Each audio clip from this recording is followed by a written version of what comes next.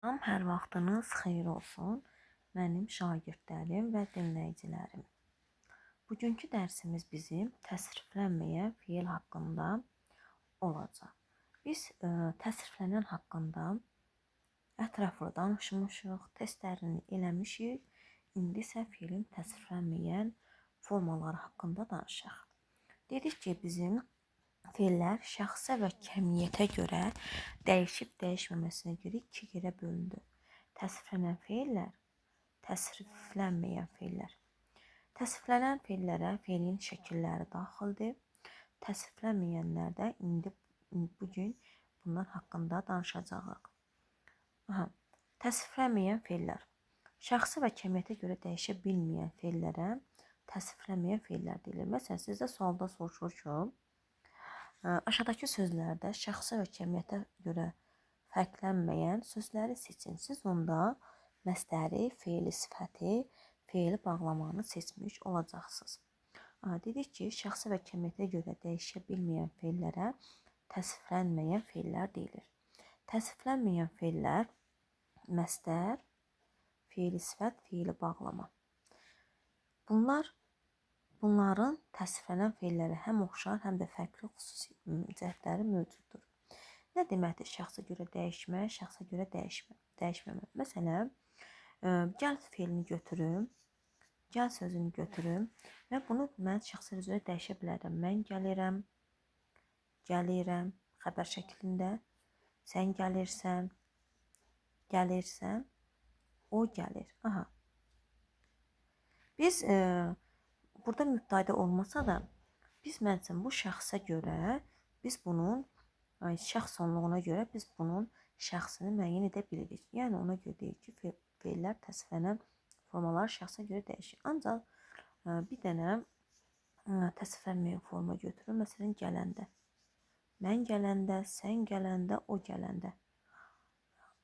Və gələndə yazılanda biz bunun şəxsini müəyyən edə bilmirik. Ona görə də deyirik ki, feilin şəxsə görə dəyişməyən formaları təsriflənməyən formalardır. Və təsriflənənlə təsriflənməyən haqqında həm oxşar, həm də fərqli xüsusiyyətləri var. Onlara toxunaq. Təsriflənən feillər təkcə feilin qrammatik xüsusiyyətlərini daşıyır. Bəli, təsriflənən feillər təkcə feilin xüsusiyyətlərini daşıyır. Şəxsə kəmiyyətə görə dəyişir. Qeyd etdik, yalnız feil xəbər olur. Tərkib əmələ gətirə bilmir, yalnız feilin suallarına cavab verir. Bu təsriflənən feillərə aiddir. Təsriflənməyən feillər fərqli cəhətlər. Feillə yanaşı ikinci bir nitq hissəsində xüsusiyyətlərini daşıyır. Şəxsi və kəmiyyətə görə dəyişmir. Mübtədə tamamlıq, təyin, zərfli ismi xəbər olur. Təsriflənən feillər yalnız feil xəbər olur. Təsriflənməyən isə feil xəbərdən başqa digər cümlə üzvləri vəzifəsində yerinə yetirir. Tərkib əmələ gətirir. Həm feilin də, həm də digər nitq hissələrini daşıyır. Bunlar haqqında da danışacağıq ki, hansı nitq hissələrin xüsusiyyətlərini daşımış olur. Sonra oxşar cəhətlər.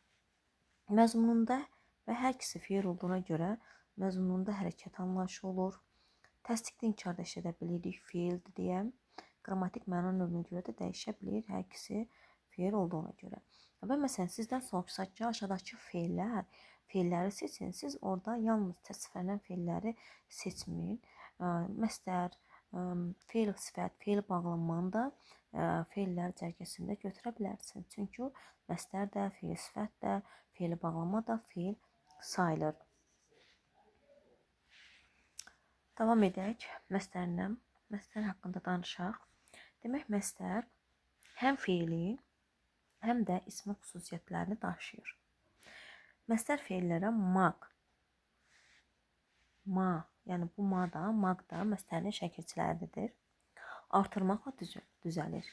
Məsələn, oxumaq, yazmaq, kömək etmək və s. O zaman məsdər şəkilçisi olur ki, ondan sonra mənsuba şəkilçisi işlənsin. Məsələn, oxuması sözündə onun oxuması sözündə burada inkar deyil, burada məsdər kimi götürərik. Nəyə görə? Özündən sonra mənsuba şəkilçili söz gəldiyinə görə. Məslərin feilə aid xüsusiyyətləri var, məslərin ismə aid xüsusiyyətləri var. İndi onlara aydınlıq gətirək. Məslər feilə aid xüsusiyyətləri əlbəttə ki, hərəkət bildirir, feil olduğuna görə təsdiq inkarda olur, yazmaq, yazmamaq, qrammatik məna növlərində olur, görmək, görülmək, yəni müxtəlif qrammatik məna növlərində ola bilər.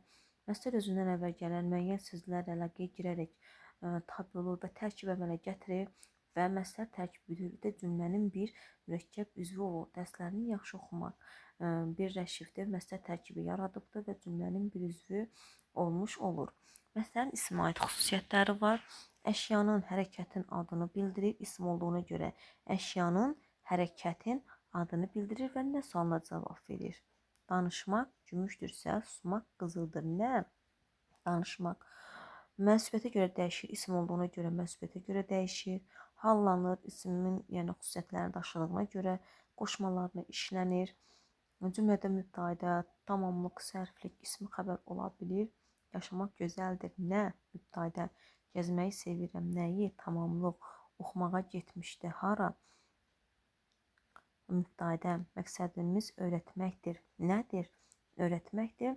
İsmi xəbər vəzifəsində çıxış etmişdir. Yalnız üçüncü şəxs təkinin xəbər şəkilsini qəbul edir. Arzumuz qəbul olmaqdır. Yəni üçüncü şəxsin hansıdır? Dır şəkilsini qəbul etmiş olur. Davam edək.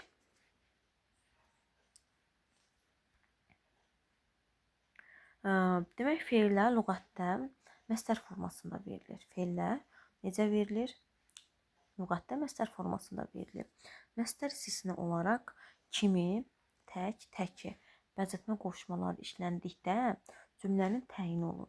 İstisna vəziyyətdə kimidir, təkdir, təkidir. Bu qoşmalarla işlənərsən cümlənin təyini ola bilər.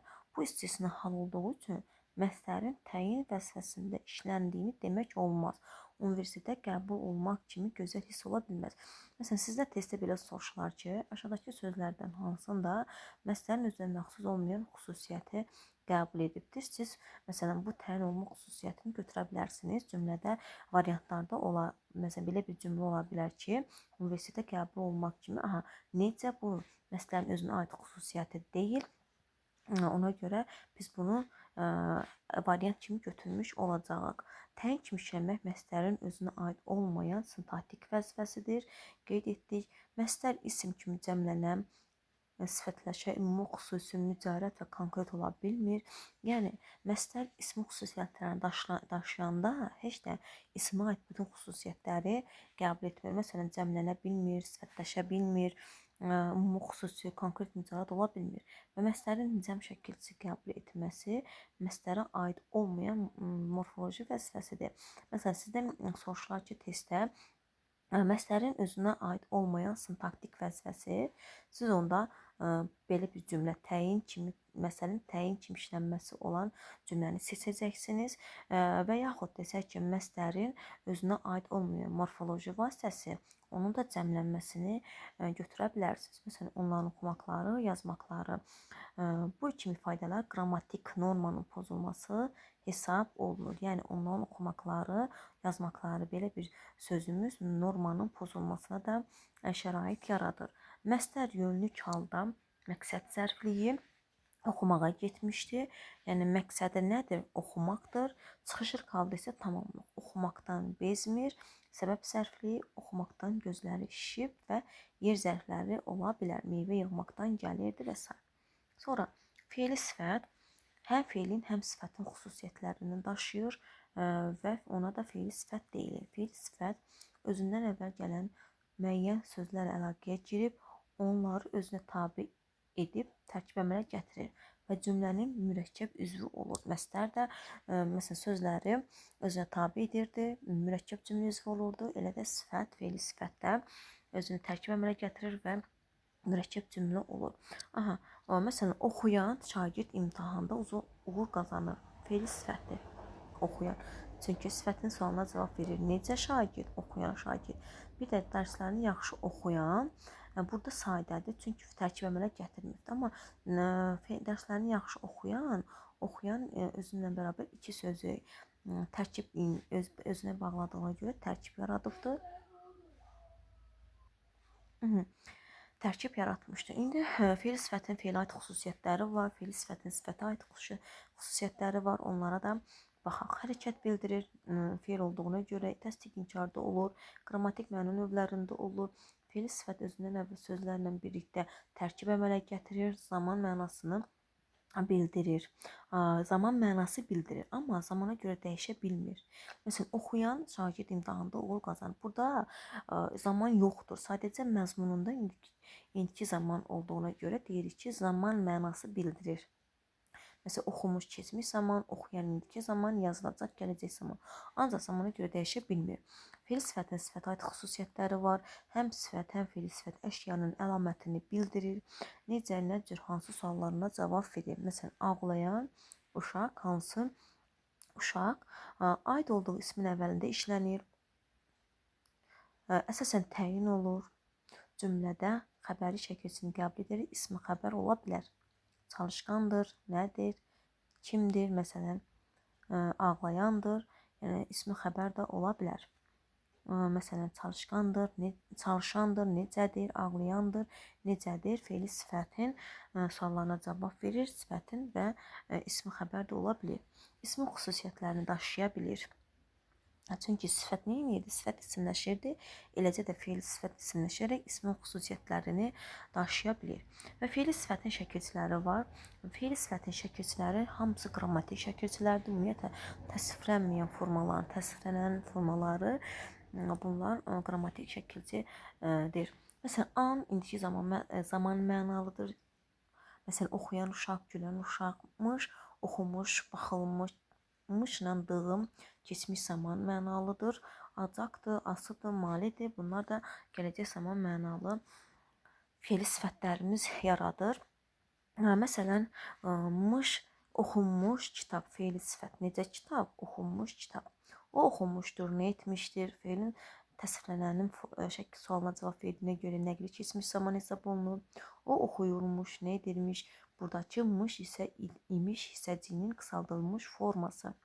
Leksi şəkilçi ola bilər, mış, bişmiş, keçmiş isimləri, fe'l bağlama da ola bilər, gecədən xeyli keçmiş. Bunları necə seçə bilərsiniz? Məsələn, miş dedik ki, fe'l sifət də var, fe'l bağlama da var. Məsələn, bunun yerinə bir anda, əndə şəkilçini qoya bilərik. Gecədən xeyli keçəndə o gəldi. Fe'li bağlamanın başqa şəkillərini yerinə qoyaraq tapmaq olar. Demək, mış şəkilçi homonim şəkilçidir. Hansı sözlər yaradır? Bir fe'l sifət şəkilçisidir, nəql keçmiş zaman şəkilçisidir, mış, imiş hissəciyinin qısaldılmış formasıdır. Sonra leksi şəkilçisi ola bilər, bir də fe'li bağlama şəkilçisi ola bilər. Acaq şəkilçisi yenə fe'l sifət şəkilçisidir, homonim şəkilçilərdir acaq. Sonra fe'lin qəti gələcək zaman şəkilçisi ola bilər. Sonra fe'ldən isim düzəldən, məsələn, yanacaq ola bilər. Sonra malı, mali fe'l sifət şəkilçisi ola bilər. Bir də fe'lin vacib şəkli ola bilər. Homonim şəkilçilərdir. Asi də fe'l sifət şəkilçisi, bir də lazım şəkilçisi ola bilər. Sonra dondurmalı pilov, qovurmalı aş, düyməli köynək birləşmələrində fərqləndirən sözlər fe'li sifət deyil, sifətdir. Yəni necə deyir? Məsələn, dondurmalı sözünü yazaq. Dondurmalı. Buradakı malını biz bir şəkilçi götürmürük. Don sözün köküdür. Dondur, dondurma, leksi şəkilçi, dondurmalı. Burada mali, yəni ki, ayrı-ayrı leksi şəkilçi hesab olunur. Bunlar yəni fe'li sifət deyil, sifət sayılır. Sonra fe'li sifət şəkilçiləri ilə fe'ldən düzələn şəkilçilər var. Bunlara həm fərqli xüsusiyyətləri var, həm oxşar xüsusiyyətləri var. Onları qeyd edək. Fe'li sifət şəkilçiləri qrammatik şəkilçidir. Həm əlamət, həm hərəkət bildirir. Nəyə görə? Dedik, fe'l sifət həm sifətin, həm fe'lin xüsusiyyətlərini daşıdığına görə inkar şəkilçisi ilə işlənə bilir. Fe'l olduğuna görə tərkib yaradır. Amma fe'ldən düzələn sifət leksi şəkilçidir. Yalnız əlamət bildirir, çünki yalnız bu sifətdir. İnkar şəkilçisi qəbul etmir, sifət olduğuna görə tərkib yarada bilmir. Sonra oxşar cəhətləri var. Hər ikisi ismə aid olur. Fe'li sifət isimləşə bilir, sifət isimləşə bilir. Və hər ikisi də ismi, məsələn, oxuyan uşaq fe'li sifətdir, özündən sonra isim gəlib ismə aid edir və fe'li sifət də, məsələn, coşqun dəniz özündən sonra isim gəlibdir və burada ismə aid olubdur və ondan əvvəl işlənir. Hər ikisi əşyanın əlamətini bildirir, eyni suala cavab verir, cümlənin təyini ola bilir. Hər ikisi də isimləşə bilir. Məsələn, fe'li sifət də isimləşə bilir. Məsələn, oxuyanlar fe'li sifətdir, kim isimləşmişdir, çalışqanları sifətdir. Burada da kimi sualına cavab verərək isimləşmişdir. Sonra fe'li sifətin isimləşməsi var. Fe'li sifət də sifətə aid olduğu, fe'li sifət kimi fe'li sifət də aid olduğu ismin əvəzində işləndikdə isimləşir, ismin xüsusiyyətlərinə malik olur. Yarışda qələbə qazanan hansı idmançıları alqışladılar? Əgər bu cümlədə, məsələn, qazanan idmançılar, burada idmançı sözünü silirik. İdmançının üzərindəki bu şəkilçiləri qazanan fe'linin üzərinə artıraraq davam edək. Burada demişdik ki, idmançını silirik. Üzərindəki şəkilçini qazanan fe'linin üzərinə artırırıq və olur ya belə. Yarışda qələbə qazananları alqışladılar. Kimi? Və burada fe'li sifətdir, isimləşibdir. Yəni, fe'li sifətin üzərində sifətə aid şəkilçilər görəndə isimləşmiş sayılır. Bizə şəxs şəkilçisinin, yəni başqa onda isimləşə də bilər, isimləşməyə də bilər. Amma haldır, mənsubiyyətdir, cəmdir. Bunları görəndə isimləşmiş sayılır. Sonra isimləşərkən fe'li sifətin itirdiyi əlamətlər var. Bir də fe'li sifətin qazandığı əlamətlər var. Məsələn, təyin olma xüsusiyyətini itirir. Necə hansı sualına cavab vermə xüsusiyyətini itirir. Əşya bildirir, mübtədə olur, tamamlıq ola bilir. İsmin xüsusiyyətlərinə cavab verərək verməyə əlamətini bildirir, qoşma qəbul etmə xüsusiyyətini qazanır və isimləşərkən fe'li sifət ismin aşağıdakı xüsusiyyətlərini daşıya bilmir. Yəni ki, isimləşən fe'li sifət heç də ismin bütün xüsusiyyətlərini daşımır. Məsələn, hara sualına cavab verə bilmir, xüsusi ola bilmir, konkret mücərrəd ola bilmir. Fe'li sifət isimləşsə də, isimləşməsə də cümlənin xəbəri ola bilər. Yeməlidir, necədir? Elə biraz əvvəl dediyimdir ki, yəni dış şəkilçisini qəbul edəndə, şəxs onluğunu qəbul edəndə isimləşə də bilər, isimləşməyə də bilər. Buna da nümunədir. Məsələn, bu yeməlidir, necədir? Bir də bu oxuyandır, kimdir? Burada əlavə bir məlumat vermək istəyirəm. Fe'li sifətlə fe'l şəkillərinin şəkilçiləri eynidir. Məsələn, asıəsidir, malı məlidir, bir də acaq. Məsələn, deyirəm ki, yazılacaq əsər. Yazılacaq əsər. Hansı əsər? Burada hansı suala cavab verdiyinə görə bunu fe'li sifətli götürürük. Əsər yazılacaqdır deyəndə, burada nə ediləcək, nə edəcək yazılacaqdır. Burada fe'li təsvirlənənin sualına cavab verdiyinə görə bunu da biz fe'lin xəbər şəkli götürmüş olacaq. Eləcə də asıəsidir, malı məlidir. Əgər nə cür hansı sualına cavab verəndə verərsə fe'li sifət olur, yoxsa nə edəcək, nə edəsidir, nə etməlidir. Bu suallara cavab verəndə də bunu biz təsvirlənən forma kimi qeyd edirik. Sonra fe'li bağlama. Hər fe'lin həm zərfinin o xüsusiyyətlərini daşıyan sözlərə isə fe'li bağlama deyilir. Fe'li bağlama cümlədə fe'llə bağlı olur və onun müxtəlif cəhətdən izah edir. Və fe'li bağlamanın fe'lə aid xüsusiyyətləri var, zərfə aid xüsusiyyətləri var. Fe'lə aid xüsusiyyətlər hərəkət bildirir, təsdiq inkarda olur, qrammatik məna növündə olur, tərkib yarada bilir. Fe'li bağlamanın zərfə aid xüsusiyyətlərindənsə hərəkətin tərzini zamanını bildirir, zərfin suallarına cavab verir, cümlənin zərfliyi olur. Yəni, fe'li bağlama cümlədə yalnız hansı cümlə üzvü, zərflik cümlə üzvü vəzifəsində çıxış edir. Fe'li bağlama şəkilçiləridir və bunların da hamısı qrammatik şəkilçilərdir. Bunları əzbərləmək lazımdır. Ib, ara bunlar sinonimlərdir. Hər zaman bir-birlərini əvəz edir. Məsələn, işin əsas fe'ldəki işdən əvvəl icra olunduğunu, əsas fe'ldəki işin tərzini, səbəbini, əsas fe'l deyəndə, yəni bax bu əsas fe'l bu nəzərdə tutur ki, bunun əvvəl icra olunduğunu, əsas fe'ldəki işin tərzini, səbəbini bildirir. Məsələn, deyə bilər ki, düşman ordusu qorxub deyə bilərik və yaxud qorxaraq deyə bilərik və səbəb zərflidir. Sonra həm dedik tərzini bildirir, həm səbəbini bildirir. kitaba baxaraq danışdı tərz. Zaman məzmununda bildirə bilər. Məsələn, tapşırıq yerinə yetirərək, nə zaman, nə vaxt yerinə yetirərək zaman məzmununda bildiribdir. Sonra A şəkilçisi var. Təkrar olunan feili artırılır və yəni təkrar olunan gül eyni feili artırılır. Gülə-gülə baxa-baxa. Madan şəkilçisi var. Hərəkətin zamanını bildirir, tərzini bildirir, bəzən də şərtini bildirir. Deyirsən ki, dərsini hazırlamadan şərt qoyur ki, dərsini hazırlamadan həyətə düşmə.